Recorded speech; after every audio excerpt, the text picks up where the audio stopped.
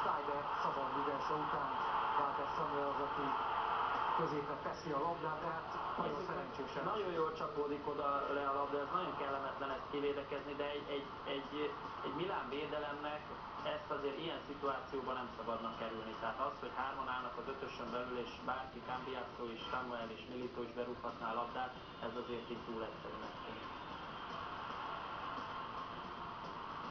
Aztán a túloldalon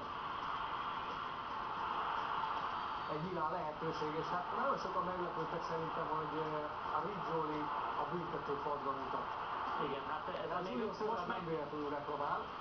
Még most megnéztem, még Ibrahimovic is fölemelte a kezét, hogy ő is reklamálni akart, hogy miért sípol Rizzoli. Tehát most még ő sem értette, mert ez annyira látványosan üti el Julio Cesar a labdát, hogy ezt azért nem volt nehéz észrevenni. Hát aztán, hogy itt Julio Cesar és Ibrahimovic között, meg hogy Ibrahimovic mit mutogat az Inter szurkolóknak, azért hát gondolom nem zárták most tőleg szívükbe a régi Inter játékos. Aztán a második félidő elején Boateng nagyon okosan lépi át a labdát, vagy engedi el a labdát, Ibrahimovic pedig így fejezi be. Hát ebben a pillanatban volt viszonylag rövid ideig ugye az a helyzet, hogy a Juventus nem állt ugye aranyéremre esélyesen. Mert hogy hát Milán vezetett. Hát vezetett, igen, hogy most még nem dől el, de hát ez egy nagyon fantasztikus begyakorolt figura, hogy Boateng elengedte a labdát és Ibra befejezte. Hát ez meg Abate-nek hogy mögé tudott kerülni Milito, utána már nem tudott nagyon mit kezdeni, de hát ezt borítékolni lehetett, hogy azután az első félidei 11-es után. És ez tényleg meg is lehet. És hát ez egy teljesen szabályos, tehát jogos 11-es. És aztán Milito az, aki belövi ezt a labdát, hihetetlen magabiztosan. Hát nem szórakozott, az biztos, itt nem pörgetett jobbra-balra, hanem ő, amit elgondolt, azt meg is valósította.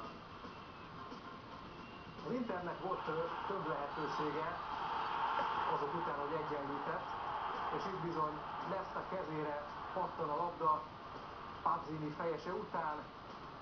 Hát igen, nem tehet róla Nesta, de mondjuk ez tényleg egy olyan szituáció, amikor ő neki a kezének nem kellett, föl se nagyon ugrott, nem is volt az, hogy rugó mozdulatnál fölemelte a kezét. Én sem értem, hogy ilyenkor miért emelte fel a kezét. Militól pedig látszott az arcára, hogy nagyon koncentrált volt és koncentrált, igen. Hát nem nagyon talált oldalt itt Amelia. Mondjuk ezt a oldaltalást se védte volna ki. Így fordította meg az állását az Internacionál, de még nem volt vége, mert Maicon, hát az biztos, hogy saját maga legszebb gólját lőtte a szezonban, de lehet, hogy a legszebb Inter gól ebben az idényben. Hát egy 3-4 éve rúgott egy gólt a Juventusnak, amit így mellelátott és a elkapásból berúgott. Hát ez hasonlóan hatalmas volt.